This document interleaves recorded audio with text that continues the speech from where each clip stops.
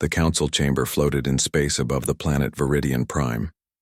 Inside the massive room, representatives from 47 different alien species sat in their designated sections. The chamber was built like an ancient amphitheater, with curved rows rising up from the center floor. Holographic displays showed star maps and data streams. The air hummed with translation devices that allowed all species to understand each other. Ambassador Jiwoo stood at the central podium. She was a human woman in her early 40s, wearing the formal blue uniform of Earth's diplomatic corps. Her black hair was pulled back in a tight bun, and her face showed the exhaustion of someone who had been fighting a losing battle for weeks. Around her, alien representatives whispered to each other in dozens of languages. The translation devices made it sound like a swarm of insects. High Arbiter Velthorin presided over the chamber from an elevated platform. He was an insectoid being, nearly 3 meters tall with 4 arms and compound eyes that reflected rainbow colors. His chitinous exoskeleton was decorated with symbols of authority. He had led the Galactic Council for 60 years and treated newcomer species with barely concealed contempt. Jiwoo had been speaking for 10 minutes, and nobody was listening. "The evidence is clear," she said, her voice steady despite her frustration. "The Veltari Concordat attacked 3 human colonies without provocation. They claim we were mining restricted resources, but I have submitted documentation proving that our operations were legally approved by this council 5 years ago. The attacks killed 50,000 civilians, 50,000 innocent people who were simply trying to build new lives on frontier worlds." A representative from the Velthari section stood. He was a tall being with blue-scaled skin and 3 eyes arranged in a triangle on his face. His name was Korvan, and he spoke with absolute confidence. "The humans were warned repeatedly," Korvan said. "They chose to ignore our authority. They expanded beyond their permitted zones. They refused to acknowledge council protocols. The police action was necessary to maintain order in the Rim territories." Jiwoo slammed her hand on the podium. The sound echoed through the chamber. Several alien representatives jumped in surprise. Humans were usually so quiet and respectful in council sessions. "Police action?" Jiwoo's voice rose. "You destroyed entire cities from orbit. You bombed civilian shelters. Children died in those attacks. How dare you call that a police action?" High Arbiter Velthoran clicked his mandibles together, a sound that the translation devices rendered as a stern cough. "Ambassador Jiwoo, control yourself. Emotional outbursts are not appropriate in this chamber." "Emotional?" Jiwoo stared at him. "My people are dying and you call my response emotional?" "Your people," Velthorin said slowly, "have been part of this council for only 30 years. You are newcomers. You do not yet understand how galactic civilization functions. There are rules. There are hierarchies. Species must earn their place over centuries, not demanded immediately." Other representatives nodded in agreement. Jiwoo looked around the chamber and saw the same expression on dozens of alien faces. They saw humans as primitives, as children playing at civilization. Earth had only developed faster than light travel 40 years ago. In galactic terms, that was yesterday. "We understand perfectly," Jiwoo said quietly. "We understand that this council does not see us as equals. We understand that our voices do not matter here.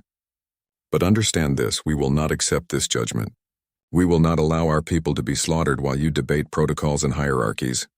Korvan laughed. It was a harsh, grating sound. "And what will you do, Ambassador? Will you fight the Velthari Concordat? We command 3,000 warships. We have held our position in this council for 800 years. We have crushed rebellions and pacified entire sectors. What can humanity possibly do against us?" Jiwoo took a deep breath. This was the moment she had been preparing for. She had argued against this course of action for weeks, but Earth's government had been clear. If the council would not help, humanity would help itself. "I have requested that General Tae-sung address this chamber," she said.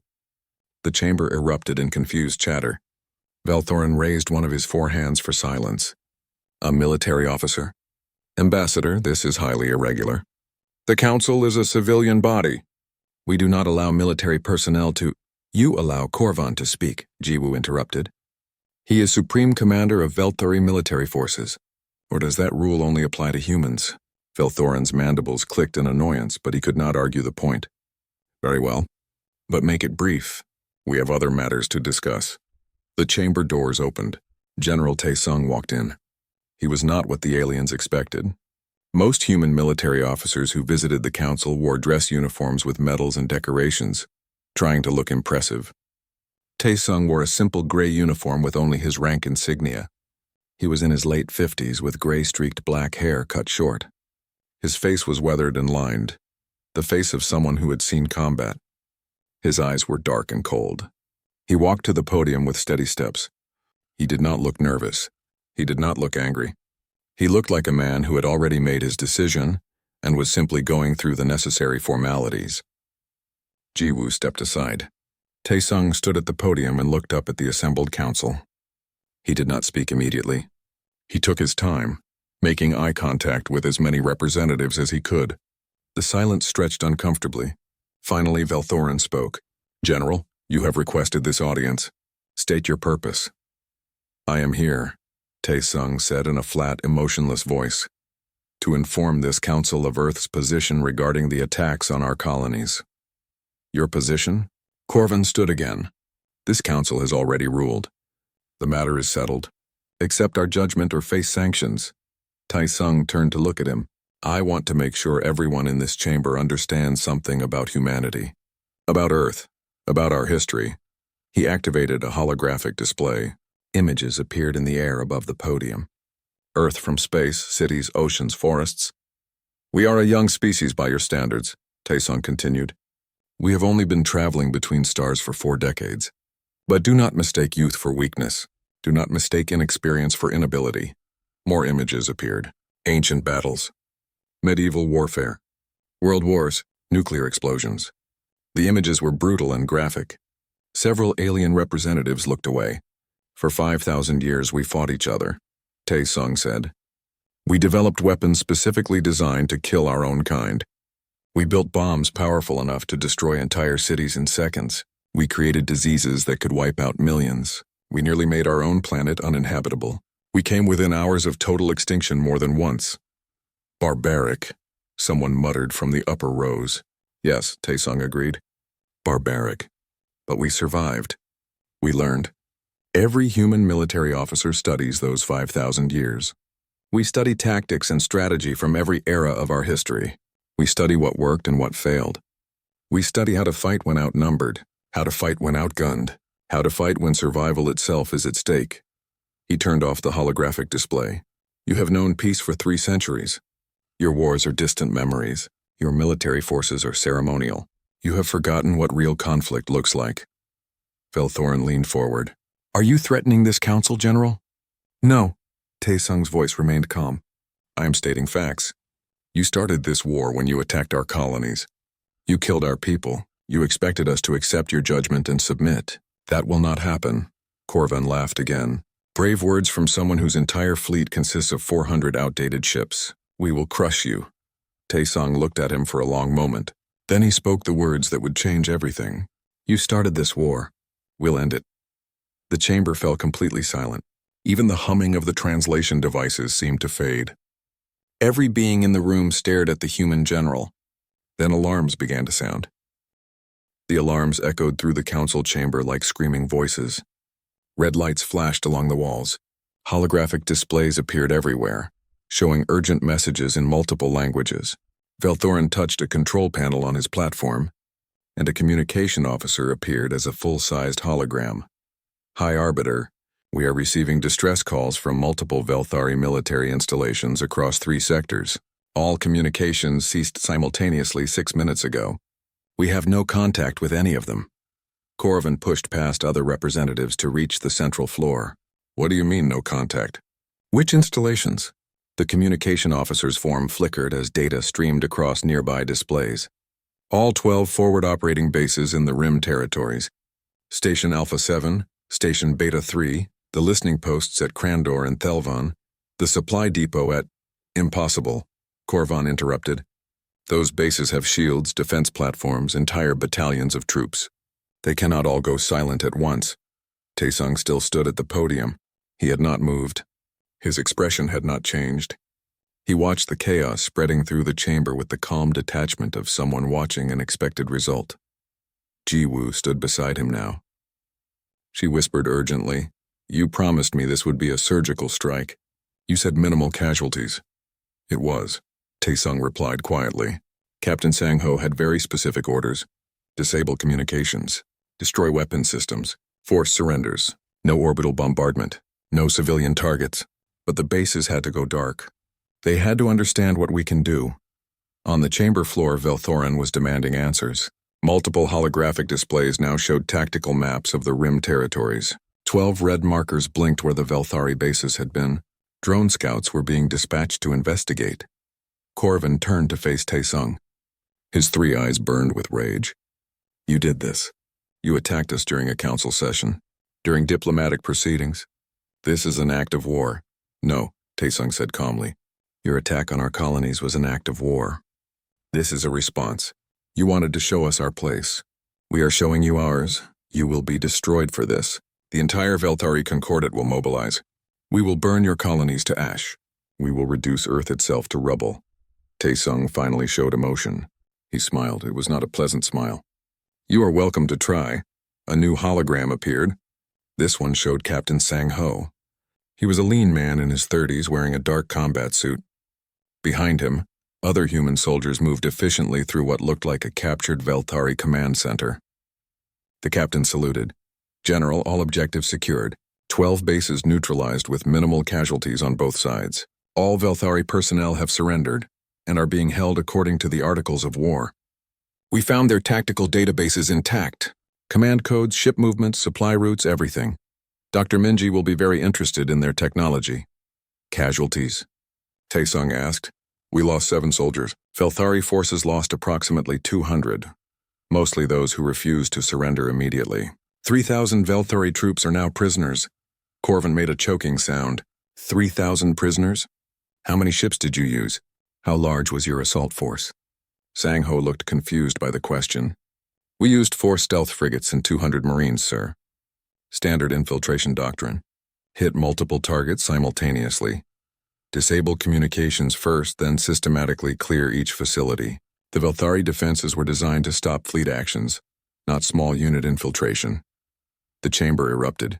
Representatives were shouting in dozens of languages. Some were demanding immediate military action against humanity. Others were calling for emergency sessions. A few were quietly calculating what this meant for their own security. Velthorin tried to restore order by slamming his 4 hands on his control panel. The resulting boom silenced most of the chamber. General Taesung, you have committed an act of aggression against a council member during diplomatic proceedings. This is unprecedented. This cannot be tolerated. Then you should not have tolerated the attack on our colonies, Jiwoo said. She had moved to stand beside Taesung, presenting a united front. You created this situation. You told us to accept our place. We have shown you what our place is. Another representative stood. This was Ambassador Haewon, a member of the Sindari species. They were tall, thin beings with pale purple skin and large eyes. Haewon was known as a moderate voice in the council. Perhaps, Haewon said carefully, we should discuss terms. Clearly humanity is more capable than we assumed. Perhaps a negotiated settlement. There will be no settlement, Corvin roared. They have attacked us. They have taken prisoners. They have stolen military secrets. The Velthari Concordat will not negotiate with terrorists. Terrorists? Taesung's voice cut through the noise. We are soldiers fighting a war you started. Every action we took followed the rules of warfare. We gave your troops opportunities to surrender. We treated prisoners with respect. We followed your own council's articles of war more carefully than you did when you bombed our civilian populations. Dr. Minji appeared as another hologram. She was a woman in her 40s, wearing a white lab coat over a military uniform. Behind her, human technicians were examining captured Velthari equipment. General, I have preliminary analysis of their weapon systems. Their technology is more advanced than ours in some ways, but they have not innovated in over a century. Their shield generators use more efficient power systems, but the shields themselves have predictable frequencies. Their warships are built for fleet-to-fleet combat at long range. They have almost no point defense against fighters or missiles. Their computer systems are sophisticated but have minimal security against intrusion. I can have countermeasures ready within a week. Thank you, Doctor. Taesung looked at Corvin. You wanted to know what we can do. Now you know. We can hit you when and where we choose. We can take your bases. We can capture your technology. We can fight in ways you have not seen in 300 years. Korvan's scales had darkened to almost purple with rage. You have 400 ships. We have 3,000. You have a few 100,000 soldiers. We have billions. You cannot win this war. Wars are not won by counting ships, Taesung said. They are won by will, by determination, by the willingness to do whatever is necessary. Your people have not fought a real war in living memory. My people have never stopped fighting. Every human child studies military history. We know 1,000 ways to fight. We know how to win when outnumbered. We know how to turn weaknesses into strengths. Jiwoo stepped forward. I am formally notifying this council that the Earth government is withdrawing from the Galactic Council effective immediately. We will no longer accept your authority. We will no longer recognize your jurisdiction over human space. Any attack on human territory will be met with immediate and total retaliation. Velthorin stood, all 4 of his arms spread wide in a gesture of authority. You cannot simply withdraw. There are procedures. There are protocols. You will be sanctioned. You will be isolated. We will survive, Jiwoo interrupted. As we always have. You wanted us to know our place. We do. Our place is protecting our people by any means necessary. If that means standing alone, we will stand alone, more alarms sounded. Another communication officer appeared. High Arbiter, we are receiving reports that human ships have taken up defensive positions around all human colonies. They are deploying minefields and defense satellites. They are also broadcasting a warning that any ship entering human space without permission will be fired upon. Taesung nodded to Sangho's hologram. Captain, begin the withdrawal.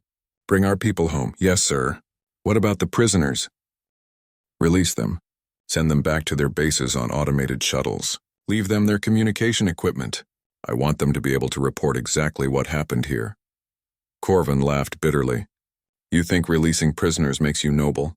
You think this changes anything? The Velthari Concordat will mobilize every ship, every soldier, every weapon.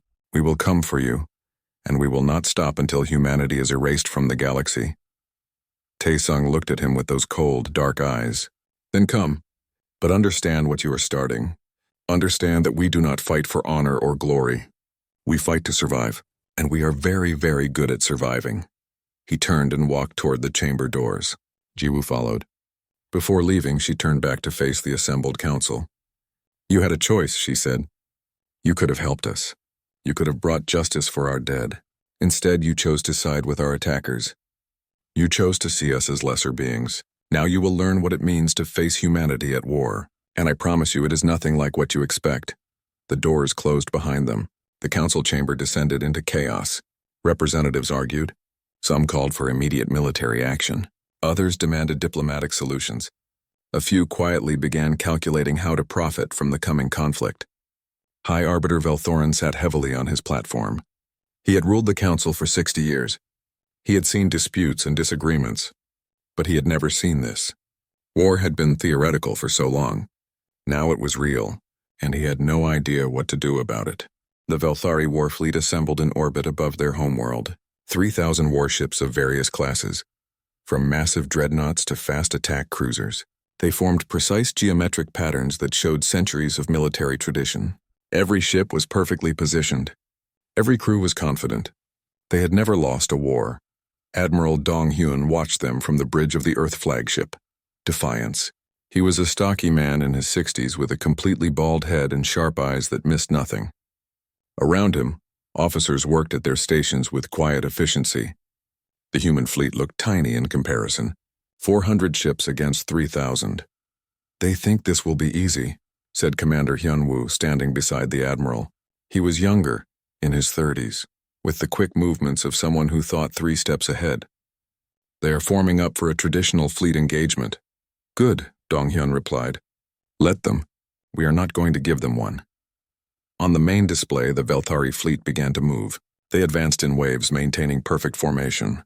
Their plan was obvious. Overwhelm the human forces with superior numbers, destroy the fleet, then move on to the colonies. It was how they had fought every war for 800 years. Dong-hyun touched his command console. All ships execute dispersal pattern Echo 7. Break formation and scatter to designated coordinates. Activate all electronic countermeasures. Make them think we are running scared. The human fleet exploded into apparent chaos. Ships broke formation and accelerated in different directions. To the Velthari, it looked like panic. It looked like an untrained force falling apart under pressure. The Velthari fleet accelerated to pursue. They maintained their formations, confident they could run down the fleeing human ships. Their commanders were already planning victory celebrations. They entered the asteroid field. Now, Donghyun said quietly. The asteroids exploded. Not all of them. Just the ones that had been rigged with nuclear mines over the past 3 days. Hundreds of simultaneous detonations turned the asteroid field into a deadly maze of radiation, debris, and expanding energy waves. Velthari shields absorbed most of the damage. But most was not all. 17 ships were destroyed outright. 43 more were damaged. And now their perfect formations were broken as ships maneuvered to avoid the continuing explosions. From the debris field, human fighters emerged. Lieutenant Yuna led the first squadron. She was 26 years old and had been flying combat missions since she was 22. Her fighter was small and fast, built for maneuverability rather than armor. Behind her, 35 more fighters accelerated toward the confused Velthari formation. All wings weapons free, she transmitted. Target their sensor arrays first. Make them blind. Then hit their engines.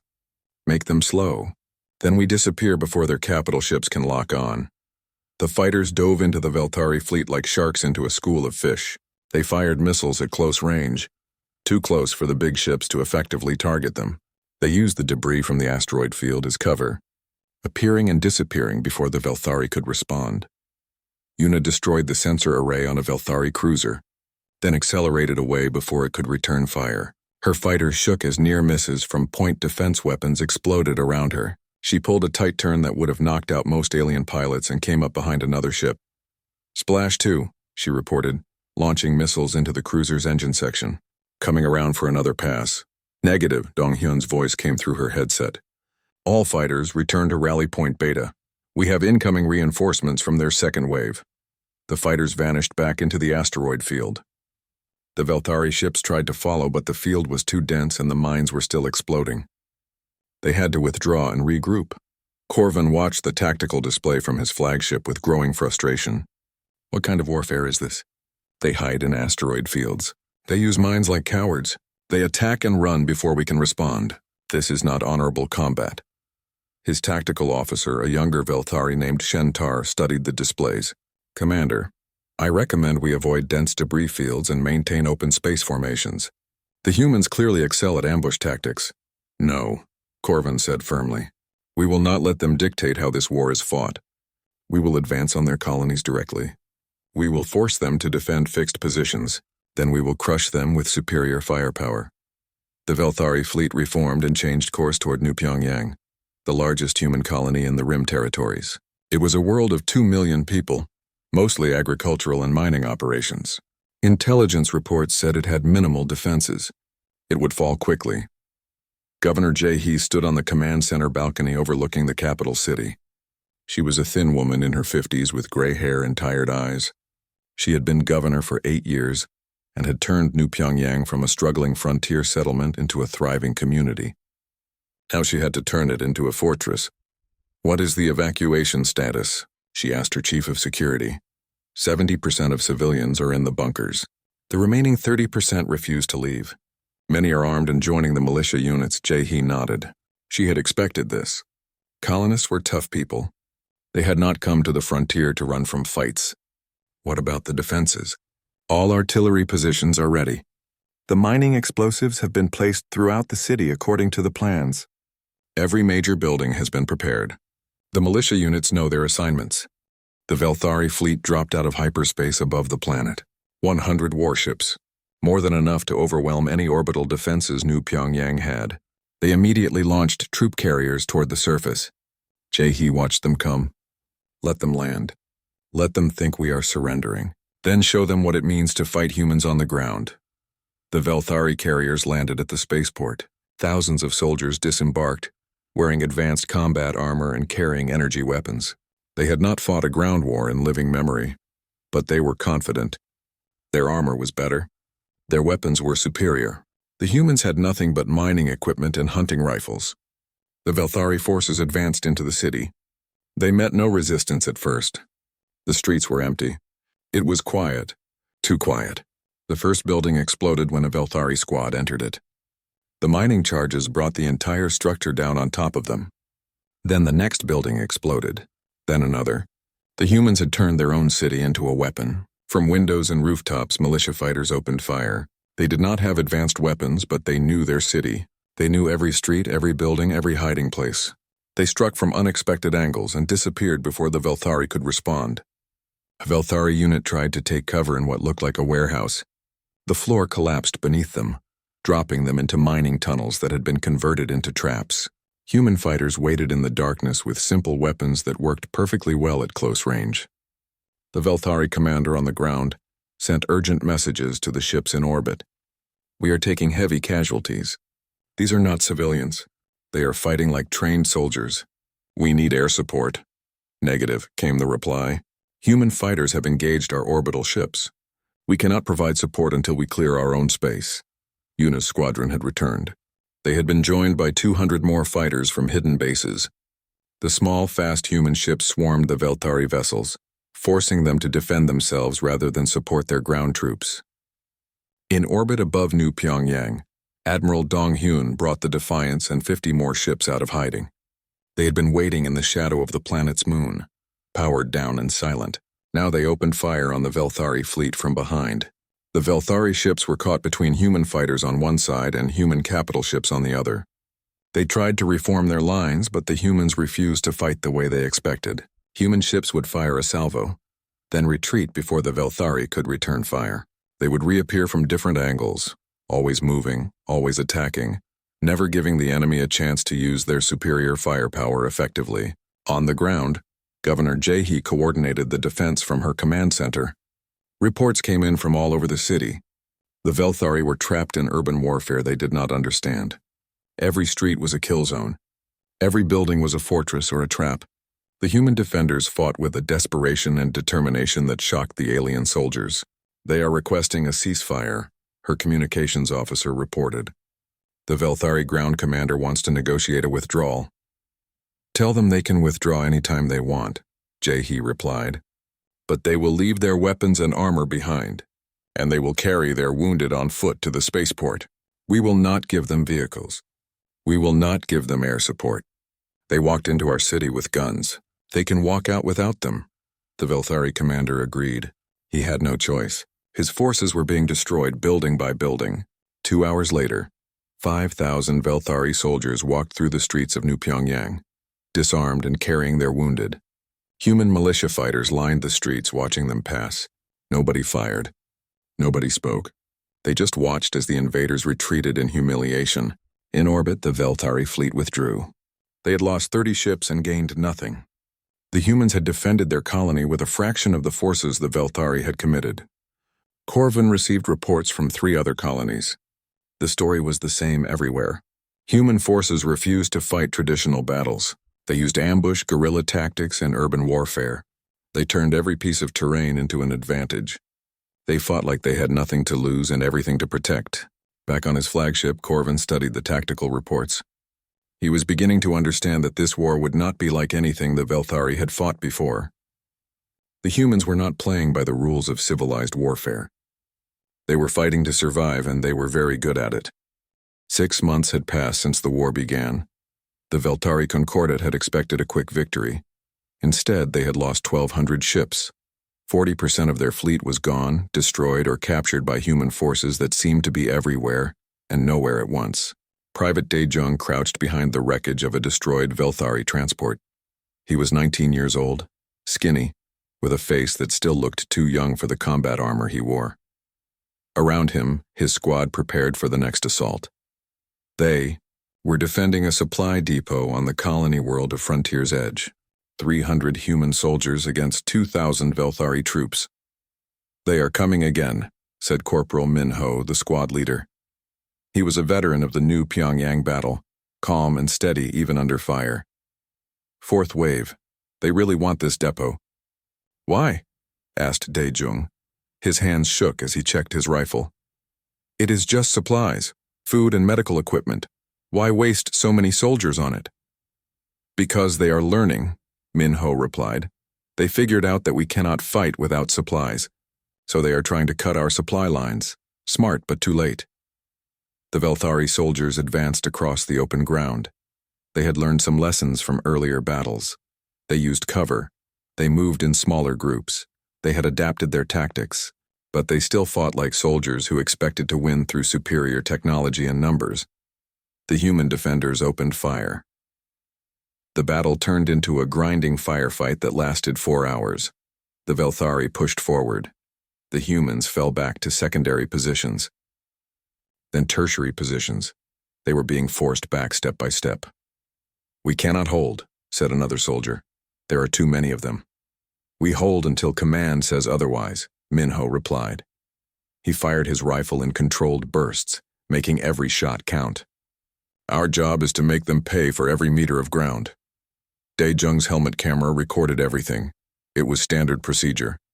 Command used the footage for tactical analysis, but this footage would become something more.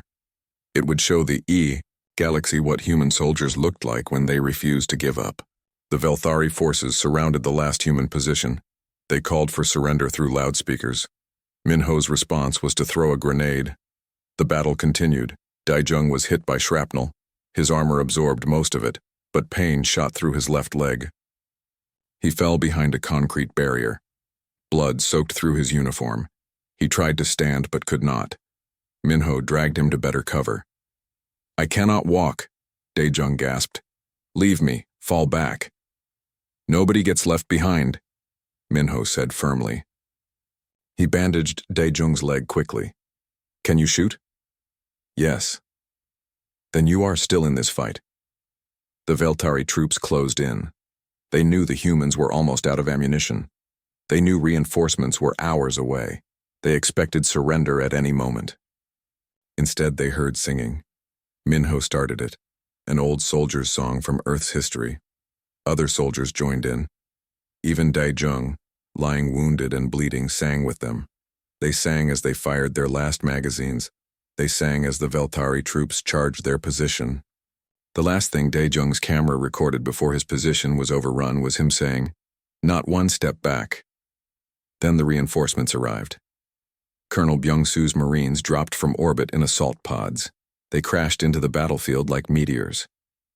The colonel was a mountain of a man, nearly 2 meters tall with scars covering his face. He had fought in every major battle of the war. He was known for impossible victories and for never leaving soldiers behind. The Marines hit the Velthari forces from behind. It was brutal, close-quarters combat. No long-range weapons, no careful tactics, just soldiers fighting hand-to-hand with whatever they had. The Velthari troops, trained for advanced warfare, found themselves in a knife fight they did not know how to win. Byung-su personally led the charge to the supply depot. He found Minho and 3 other soldiers still alive, surrounded by dead Velthari troops. Dae-jung was unconscious but breathing. They had held. Against impossible odds, they had held long enough. The footage from Dae-jung's helmet camera spread across the galaxy. Ambassador Haiwan, the Sindari representative who had tried to negotiate peace at the council, watched it in her quarters. She had seen many battles, but this was different. These were not soldiers fighting for conquest or glory. These were people fighting for survival with a determination that should have been impossible. She began secret communications with Ambassador Jiwoo. The messages were carefully hidden from the council. Haiwan knew that many species were beginning to question the war. The Velthari had promised a quick victory. Instead, the conflict dragged on with mounting casualties and no end in sight. "Many in the council are afraid," Haiwan told Jiwoo during one encrypted conversation. "They see what your soldiers can do. They see footage like Private Dae-jung's last stand. They wonder what would happen if humanity turned its weapons against them." "We have no interest in fighting the galaxy," Jiwoo replied. "We just want to be left alone to protect our people." "But can you be? You have shown that you fight in ways we do not understand, ways we cannot counter. If you win this war, the galaxy will fear you. They may unite against you just to eliminate the threat. Then they will learn the same lesson the Velthari are learning. We do not start fights, but we finish them." While diplomats talked, soldiers fought. Dr. Minji's weapons division had been working continuously since the war began. She had analyzed captured Velthari technology and found weaknesses everywhere. Their ships were powerful but predictable. Their shields operated on fixed frequencies. Their computer systems were sophisticated but vulnerable. "I have something new," she told General Tae-sung during a briefing. She looked exhausted, with dark circles under her eyes. "Railguns. We accelerate metal slugs to a significant fraction of light speed. When they hit with the force of nuclear weapons. The Velthari shields cannot stop them because they are just solid matter moving very fast." "Can we manufacture them quickly?" Tae-sung asked. "We already have. 50 ships have been retrofitted. They are ready for combat." Admiral Dong-hyun planned the operation personally. The target was ambitious, a Velthari shipyard in the Delta sector. It was heavily defended with hundreds of defensive platforms and 200 warships on patrol. Destroying it would cripple Velthari ship production. "This will be dangerous," he told his officers. "We will lose ships. We will lose people. But if we succeed, we shorten this war by months, maybe years." They attacked at dawn, local time. 50 human ships against 200 Velthari vessels. But the humans had railguns now, and they knew how to use them. The railgun rounds moved too fast to dodge. They punched through shields like paper. 1 round could cripple a cruiser. 3 rounds could destroy a dreadnought. The Velthari forces scrambled to respond, but their weapons were designed for fleet battles with energy weapons and missiles. They had no doctrine for fighting solid projectiles moving at relativistic speeds. The shipyard's defenses were formidable, but they were designed to stop conventional attacks. The railguns simply smashed through them. Defense platforms exploded, shield generators overloaded. Within 2 hours, the shipyard was a field of debris. Admiral Dong-hyun's flagship took heavy damage. He lost 20 ships in the battle, but the shipyard was destroyed, along with 37 Velthari vessels under construction. It was a devastating blow to their war effort. Korvan received the report on his flagship. He stared at the tactical display for a long time without speaking. His tactical officer, Shentar, finally broke the silence. "Commander, we cannot continue this way. We have lost nearly half our fleet. Our shipyards are destroyed. The humans are capturing more of our technology every day. They are learning our tactics. They adapt faster than we can respond." "We cannot surrender," Korvan said, but his voice lacked conviction. "The Concordat has never surrendered." "Then the Concordat will cease to exist. The humans have proven they can strike anywhere. They can hit our military installations. They can defend their colonies. And now they have weapons that can destroy our ships faster than we can build them." Korvan turned away from the display. "What do you suggest?" "Open negotiations. Ask for terms. End this war before they decide to bring it to our homeworld." As if in answer, alarms sounded across the flagship. The tactical officer's face turned pale as he read the incoming reports. "Commander, human ships have just exited hyperspace at the edge of our home system." Admiral Dong-hyun's fleet sat at the outer edge of Velthari space. 50 ships. Not enough to invade, but enough to make a point. The admiral opened a communication channel that broadcast to every Velthari military frequency. "This is Admiral Dong-hyun of the Earth Defense Fleet.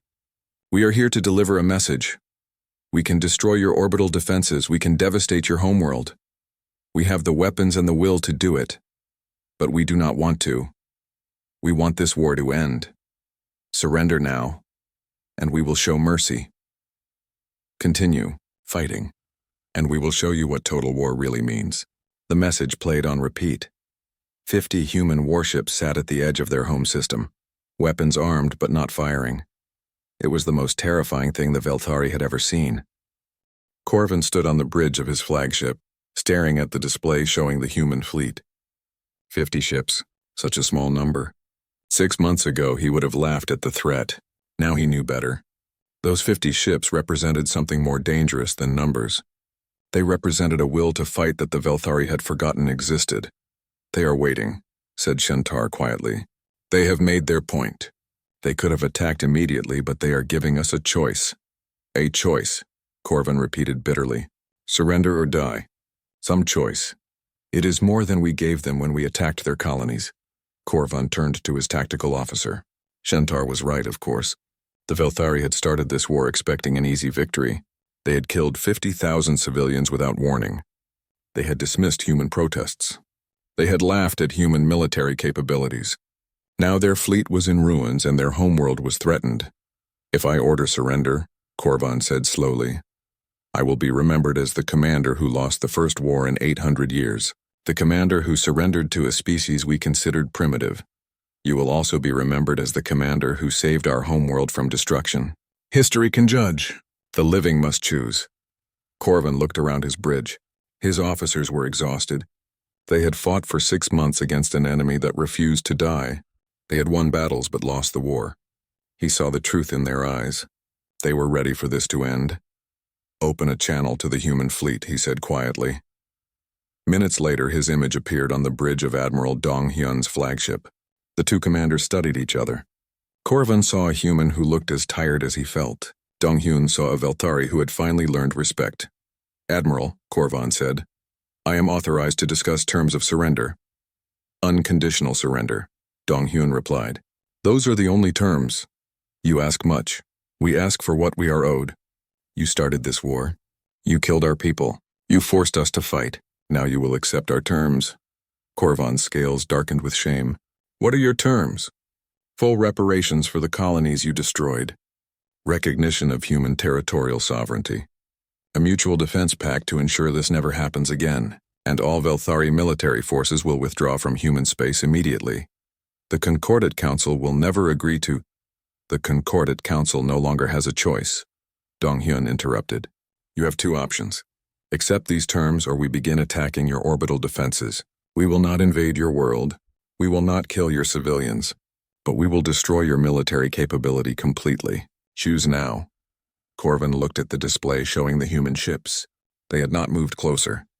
They had not made threatening gestures. They simply waited with the patience of people who knew they had already won. I accept your terms, he said finally. The Velthari Concordat surrenders. The news spread across the galaxy within hours. Humanity had won. The species that had been dismissed as primitive newcomers had defeated one of the most powerful military forces in the galaxy. The Galactic Council convened an emergency session. High Arbiter Velthorin looked older than he had 6 months ago. The stress of the war had affected even him. He had watched the galaxy's assumptions about warfare shatter. He had seen confident predictions of human defeat turn into reports of human victory. Now he faced the reality of what came next. Ambassador Jiwoo entered the council chamber. She no longer wore the formal diplomatic uniform. She wore a simple suit that marked her as a representative of a sovereign power, not a supplicant hoping for acceptance. Behind her walked General Taesung, still in his plain gray uniform. The council recognizes Ambassador Jiwoo of Earth, Velthorin said formally. I bring terms from my government, Jiwoo said without preamble. Earth is willing to rejoin the Galactic Council under the following conditions. We receive full voting rights equal to any other member. We receive veto power over military actions, and we establish a galactic defense force trained in modern combat doctrine, open to volunteers from all member species. You ask for unprecedented authority, a council member objected. No single species has veto power. No single species has defeated a major military power in 6 months, Jiwoo replied. You wanted to know our place in the galaxy. We have shown you. Our place is as equals, not as subordinates. Ambassador Haewon stood. I support Earth's proposal. The past 6 months have proven that our old assumptions about warfare were dangerously wrong. We need humanity's expertise. We need their willingness to fight when necessary. The galaxy is large and we do not know what other threats might emerge. Other voices joined in support. Some spoke from genuine belief. Others spoke from fear. But the result was the same. The council voted to accept Earth's terms. General Taesung watched the proceedings with mixed feelings. They had won the war, but the cost haunted him. 120,000 human soldiers had died. Thousands more were wounded. Ships were destroyed. Resources were exhausted. Victory felt hollow when measured against such loss. After the vote, he returned to Earth. A military transport brought him to the memorial garden, where the names of the fallen were engraved on black stone walls. He walked slowly along the walls, reading names. So many names. He knew some of them personally. Others were just entries in casualty reports. All of them were people who had followed his orders and never came home. You are not responsible for their deaths. Commander Hyunwoo had followed him. They died defending humanity. They died protecting their families and their worlds. They chose to fight. I gave the orders, Taesung replied quietly. I made the plans. I sent them into battle knowing some would not return. How can I not be responsible? Because the alternative was surrender. The alternative was letting our colonies burn. The alternative was accepting extinction rather than fighting for survival. You made the hard choices so others did not have to. Taesung touched one of the names on the wall. Private Daeyoung, the young soldier whose helmet camera had shown the galaxy what human determination looked like. He had survived his wounds and returned to duty, but so many others had not. I am retiring, Taesung said. Someone else can lead the defense force. Someone else can train the galaxy's armies. I have fought enough. You earned that right, Hyunwoo replied.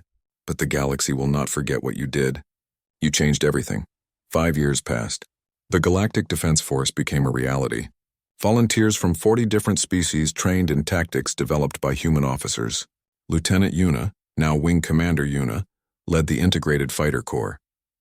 Dr. Minji worked on defensive technologies, hoping her weapons would never be needed again.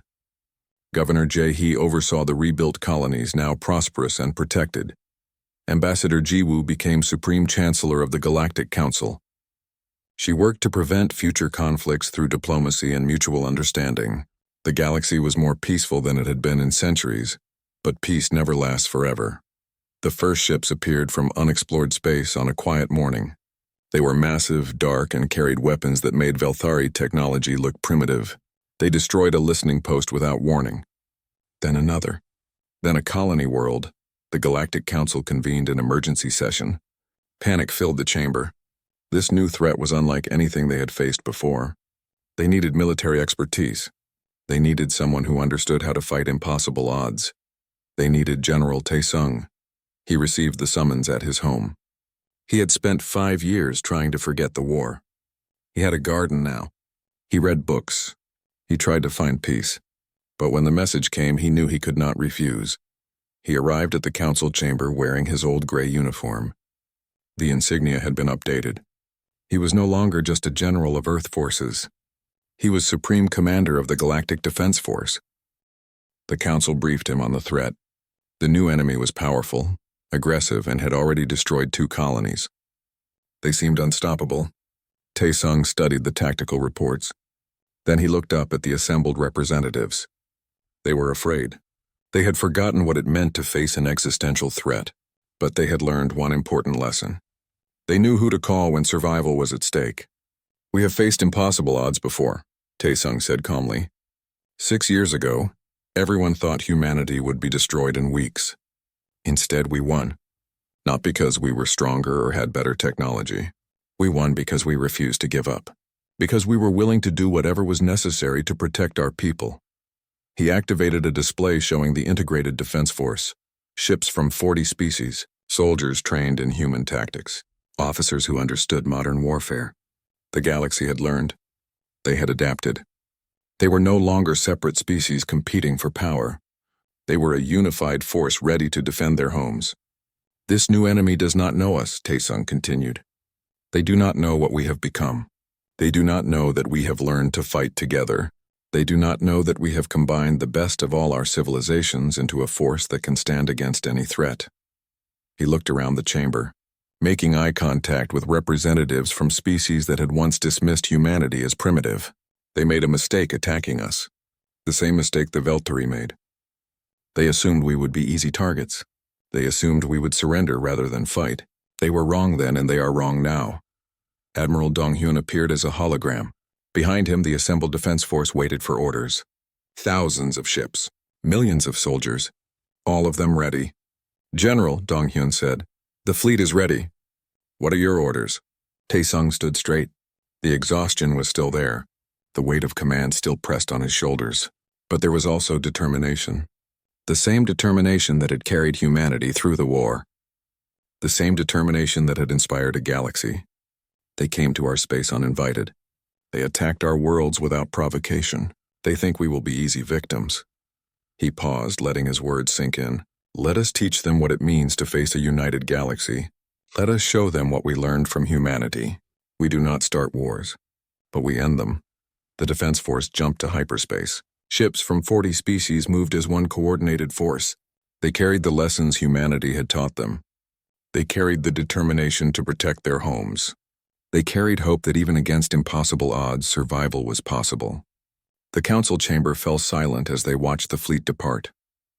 Velthorin, still High Arbiter despite his age, looked at Jiwoo. "6 years ago, I dismissed your people as too young, too primitive, too weak to matter in galactic affairs. I was wrong. Humanity did not just save itself. It saved all of us." Jiwoo nodded. "We did not do it alone. We had help. We had allies. And now we face this new threat together, as we should have faced the last one." In the void between stars, General Taesung stood on the bridge of his flagship. Before him stretched a fleet that represented the combined might of 40 civilizations. Behind him stood the legacy of everyone who had fought and died to earn humanity's place among the stars. "All ships," he transmitted, "prepare for combat. Show them what a united galaxy can do." The war that followed would be hard. There would be losses. There would be sacrifice. But the galaxy had learned. It had learned from humanity's example. It had learned that survival required determination, adaptation, and the courage to stand together against darkness. And as the fleet engaged the enemy, across the galaxy, people of 40 different species watched and hoped and believed that they would prevail, because they had learned the most important lesson humanity had to teach. They had learned to never give up,